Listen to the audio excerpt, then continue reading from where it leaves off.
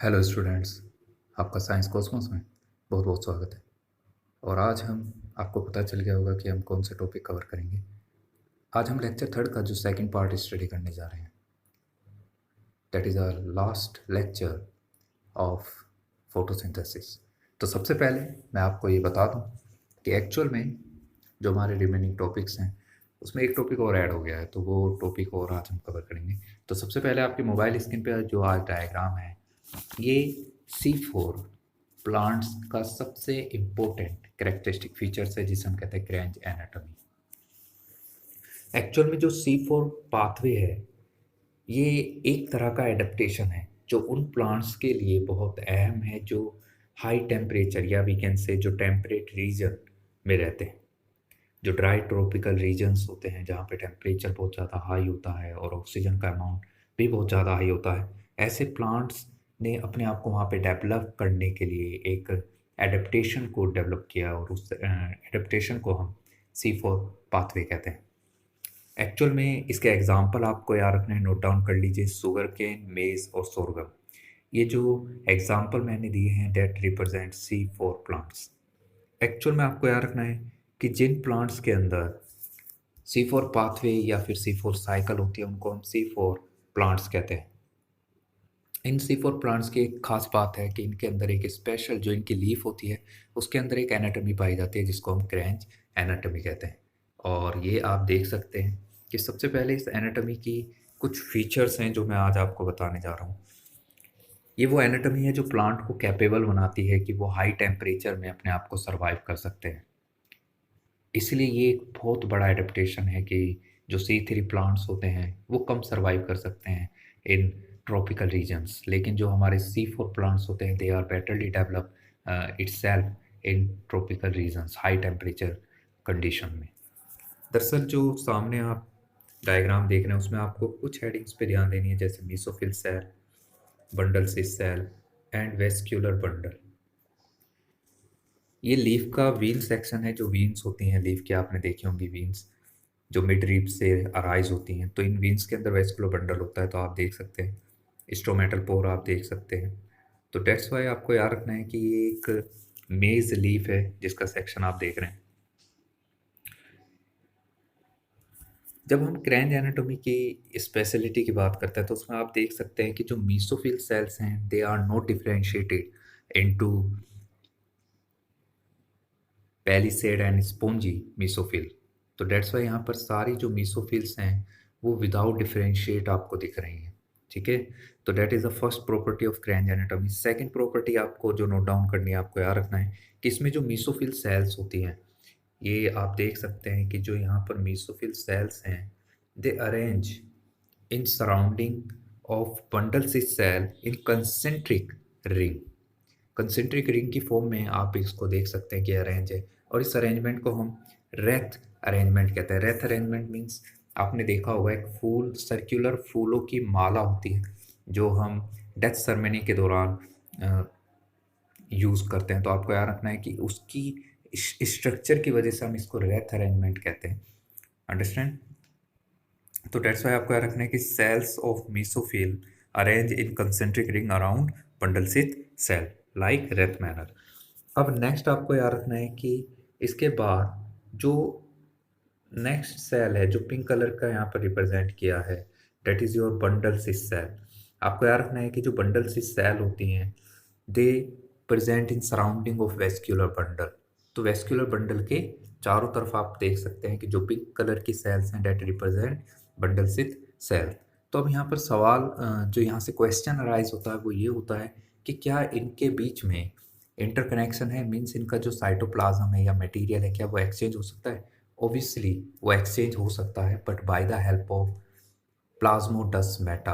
आपको प्लाज्मोडस्माटा के बारे में हम नेक्स्ट सेक्शन में बताऊंगा। तो आपको याद रखना है कि इनके बीच में मीन्स जो मीसोफिल सेल्स हैं और बंडल सिस सेल हैं, इनके बीच में जो मटेरियल का एक्सचेंज है वो बाय द हेल्प ऑफ प्लाज्मोडस्माटा होता है।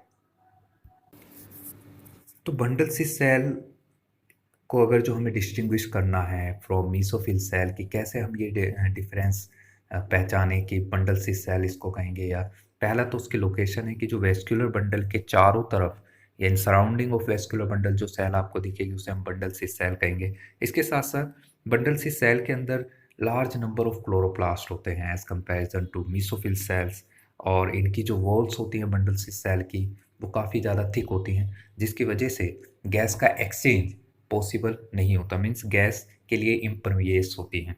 इसके साथ साथ बंडल सी सेल्स में आप देख सकते हैं कि इंटरसेल्यूलर स्पेस बिल्कुल एब्सेंट है।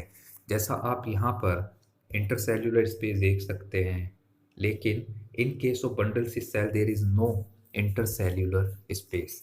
Understand that is Kranz anatomy. I hope you will understand, क्योंकि इस क्रेंज एनाटोमी की वजह से जो C4 प्लांट्स होते हैं उनको काफ़ी बेनिफिट होता है। इसमें जो पहला बेनिफिट है वो ये है कि ये plants by the help of CO2 means CO2 को ज़्यादा से ज़्यादा मैक्सिमली यूटिलाइज कर सकते हैं, और इनके एज ए रिजल्ट जो प्रोडक्टिविटी है बायोमास को सिंथेसाइज करने की वो बहुत ज़्यादा हाई होती है as comparison to C3 plants. Second, अगर जो हम इन्हें हाई लाइट इंटेंसिटी में पुटअप करते हैं तो they are capable to put response, and इसमें फोटो रेस्पायरेशन जैसा जो प्रोसेस होता है वो इसमें नहीं पाया जाता। मीन्स जो फोटो रेस्पायरेशन हम ऑलरेडी प्रीवियस लेक्चर में स्टडी कर चुके हैं, तो फोटो रेस्पायरेशन एक वेस्टफुल प्रोसेस है जो C3 प्लांट्स के लिए एक दुश्मन की तरह काम करता है, जो उन्हें मजबूरन परफॉर्म करना पड़ता है in the presence of high temperature and high oxygen concentration.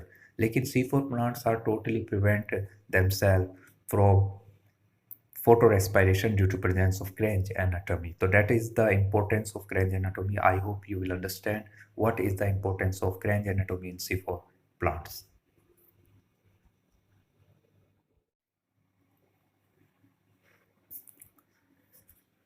अब हम जो आपके मोबाइल स्क्रीन पे डायग्राम है, ये डायग्राम रिप्रेजेंट कर रहा है कंडीशन को, एक फीचर्स को जो C4 प्लांट्स में पाया जाता है। एक एडिशनल फीचर्स आप ऐड कर सकते हैं, नोट डाउन कर सकते हैं, डायमॉर्फिक क्लोरोप्लास्ट। एक्चुअल में जो डायमॉर्फिक क्लोरोप्लास्ट होते हैं, आपको याद रखना है कि ये वो क्लोरोप्लास्ट हैं।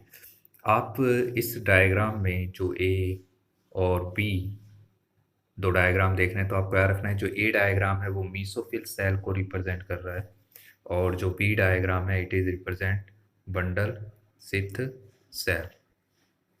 तो आपको याद रखना है कि A और B जो डायग्राम आप देख रहे हैं तो ये मीसोफिल सेल को रिप्रेजेंट कर रहा है और ये बंडल सिथ सेल को। एक्चुअल में सबसे पहले मैं मीसोफिल सेल्स के क्लोरोप्लास्ट के कुछ फीचर्स आपको नोट डाउन करा रहा हूँ। तो उसमें पहला पॉइंट आप लिख लीजिएगा कि जो मीसोफिल सेल का जो क्लोरोप्लास्ट होता है एक्चुअल में उसका वो स्मॉलर इन साइज होता है as comparison to bundle sheath cell. Second point आपको याद रखना है कि ये ग्रैनल होता है, जो इसका क्लोरोप्लास्ट होता है वो ग्रैनल होता है। ग्रैनल मीन्स आप देख सकते हैं कई सारे ब्लैक स्पॉट्स आप देख रहे होंगे जो लाइन में लगे हुए हैं, डेट रिप्रेजेंट ग्रैना। तो एक्चुअल में यहाँ पर ये जो ग्रैना है इसलिए हम इसको ग्रैनल कहते हैं, बिकॉज यहाँ पर ग्रैना जो है वो वेरी वेल डेवलप आप देख सकते हैं। डेट्स वाई यहाँ पर जो क्लोरोप्लास्ट होता है वो विद ग्रैना आप विजुअलाइज करेंगे। लास्ट जो पॉइंट आपको याद रखना है डेट इज इसमें स्टार्च ग्रैनुअल्स आर एब्सेंट या फिर very present in very small in amount. तो that's why these three properties to help you to describe about mesophyll chloroplast. Next जो है बंडल सी सेल की अब हम बात करेंगे तो आपको याद रखना है कि बंडल सी सेल में सबसे पहले यहाँ पर इसका जो साइज है आप देख सकते हैं इस comparison to mesophyll cell in length में अगर जो हम देखें तो वो लार्जर है। सेकंड पॉइंट आपको याद रखना है कि एग्रैनल होता है, मीन्स इसमें जो ग्रैना है वो वेरी लेस डेवलप। ये जो एरो आप देख रहे हैं ये एरो रिप्रेजेंट कर रहा है कि इसके जो ये ग्रैना है that is very less develop. तो आपको याद रखना है इसलिए हम इसको एग्रैनल मानते हैं, मीन्स विदाउट ग्रैना, क्योंकि इनके जो ग्रैना होते हैं वो बहुत ज़्यादा लेस डेवलप होते हैं। That is the second property of bundle sheath cell chloroplast. Third property आपको याद रखनी है कि यहाँ पर एक जगह एस लिखा हुआ है, ये एस जो है रिप्रेजेंट करता है स्टार्च ग्रैनुअल्स को। आपको याद रखना है कि इसके अंदर स्टार्च ग्रैनुअल्स का अमाउंट बहुत ज़्यादा हाई होता है।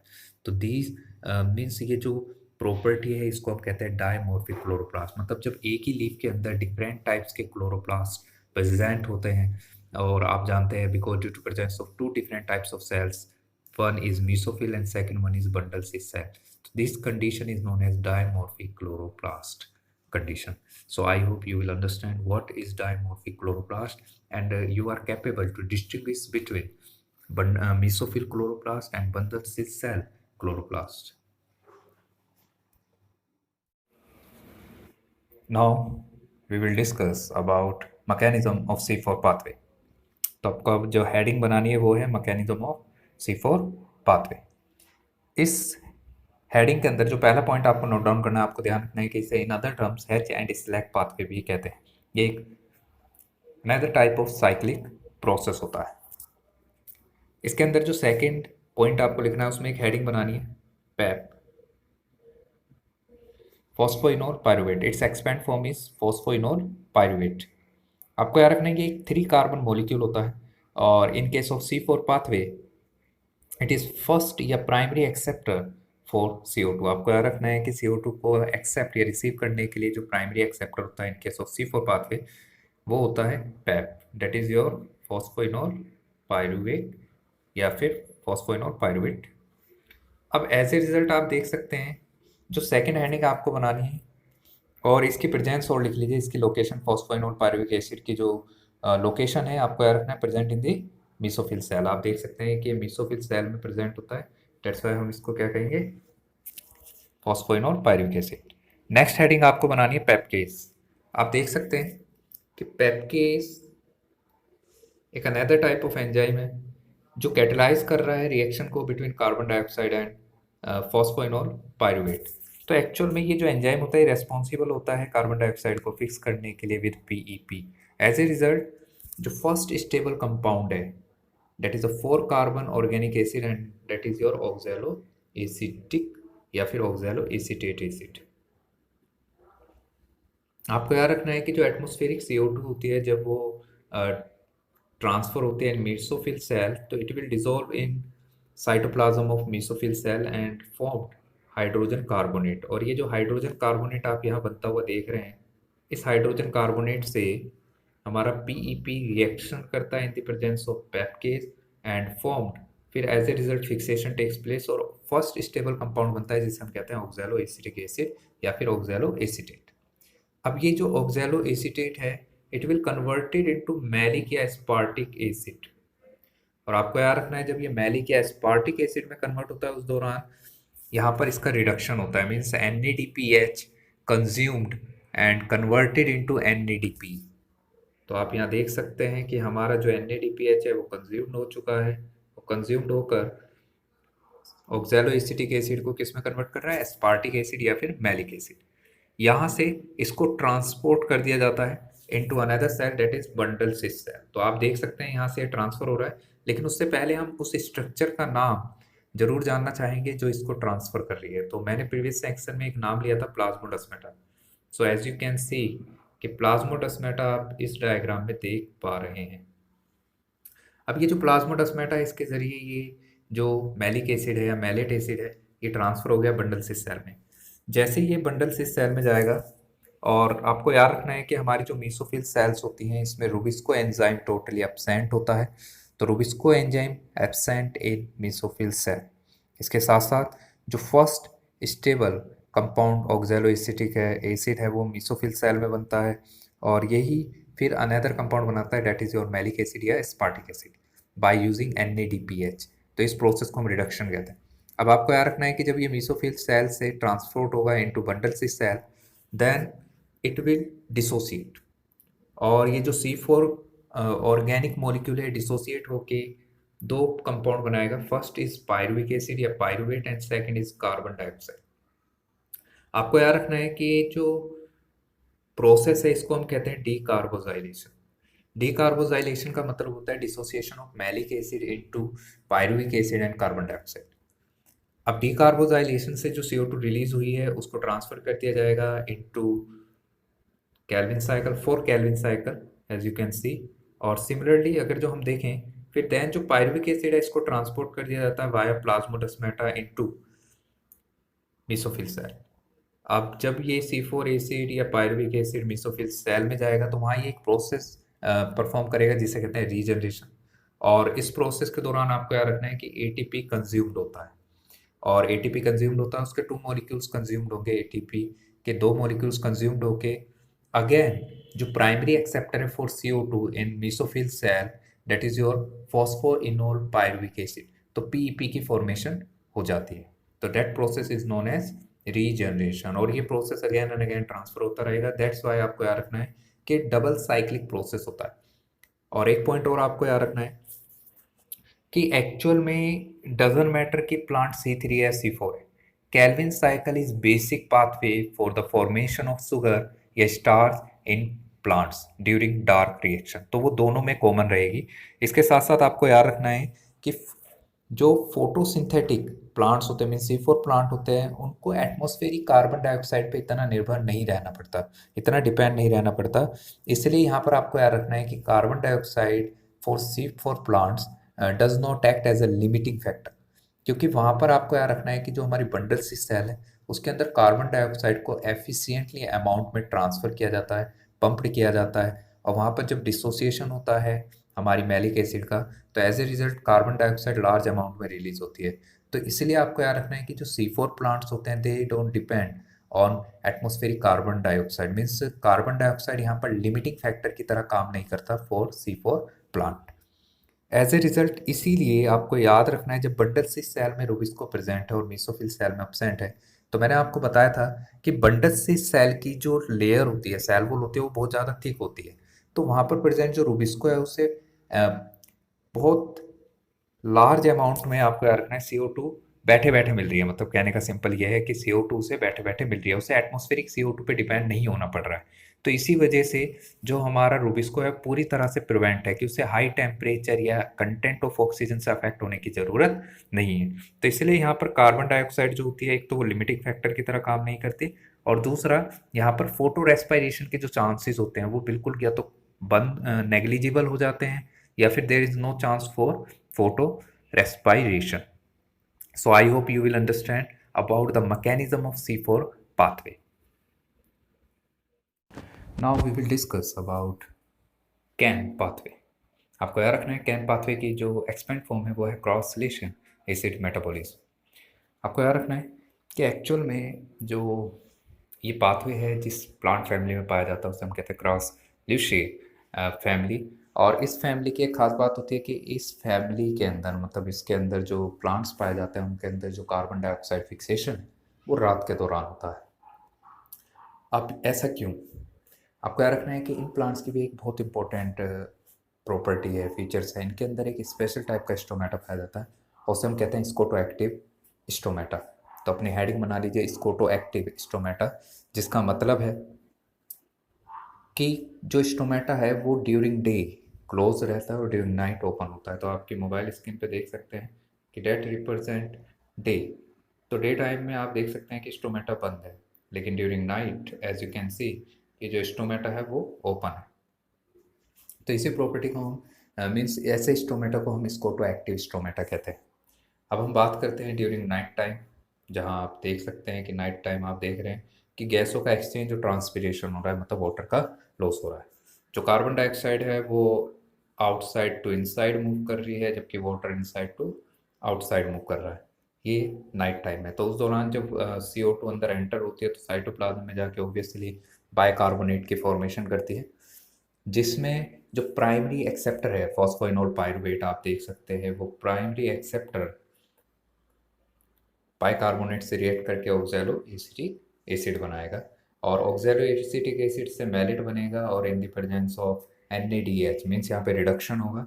एज ए रिजल्ट जो मैलेट है वो वैक्यूल में स्टोर कर दिया जाएगा in the form of malic acid. अब आपको याद रखना है ये तो प्रोसीजर था नाइट के दौरान। इस दौरान एक चीज़ और आपको याद रखना है कि क्लोरोप्लास्ट में प्रेजेंट स्टार्च जो होता है वो जब ट्रायोस फॉस्फेट में कन्वर्ट होता है तब फॉस्फोइनोल पायरुवेट की फॉर्मेशन होती है, अंडरस्टैंड, PEP की फॉर्मेशन होती है।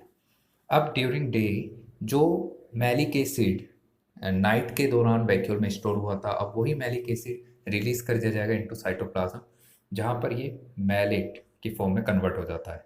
इस मैलेट का फिर डीकार्बोक्सिलेशन होता है। डीकार्बोक्सिलेशन में अगेन दो प्रोडक्ट रिलीज होते हैं, कार्बन डाइऑक्साइड एंड पायरुवेट।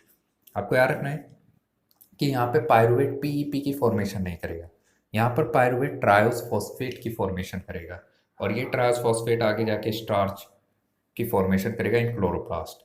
तो स्टार्च यहाँ पर दो तरीके से सिंथेसाइज हो रहा है। एक तो डीकार्बोक्सिलेशन के दौरान कार्बन डाइऑक्साइड जो रिलीज होकर केल्विन साइकिल में ट्रांसफर हो रही है और वो केल्विन साइकिल के जरिए स्टार्च बना रही है। और फिर दूसरा पाइरूवेट की हेल्प से जो ट्रायोस फॉस्फेट बनने के बाद देन स्टार्च बन रहा है। तो इस तरीके से यहाँ पर स्टार्च दो बार सिंथेसाइज हो रहा है, bye the help of pyruvate and bye the help of carbon dioxide. तो सिमिलरली आपको याद रखना है, एक पॉइंट और आपको याद रखना है कि इसके अंदर बंडल से सेल अपसेंट होती है और यहाँ पर जो मीसोफिल सेल है उसी के अंदर रूबिस्को होता है और उसी के अंदर पेप्केज होता है। तो ये दोनों enzymes are present in the same cell, means mesophyll cell. So I hope you will understand about whole mechanism of CAM plants and आपकी जो मोबाइल स्क्रीन पर अब इमेजेस हैं वो रिप्रेजेंट कर रही हैं उन प्लांट्स को जिनके अंदर ये कैपेबिलिटी होती है कि वो कैम पाथवे शो करते हैं। एक्चुअल में इन प्लांट्स के अंदर कैम पाथवे होने की वजह से ये सक्लेंट प्लांट कहलाते हैं, बिकॉज इनके अंदर वाटर का कंटेंट बहुत ज़्यादा हाई होता है।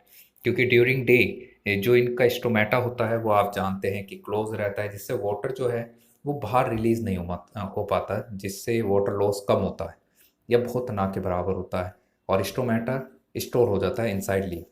तो डेट्स वाई इन्हें हम सक्लेंट प्लांट कहते हैं। और एग्जांपल आपके मोबाइल स्क्रीन पे है pineapple, Bryophyllum and aloe vera. So these are plants are called succulent plant, and the reason behind this because their stomata is closed during daytime and open into night. So that's why water loss will be less in case of chem plants.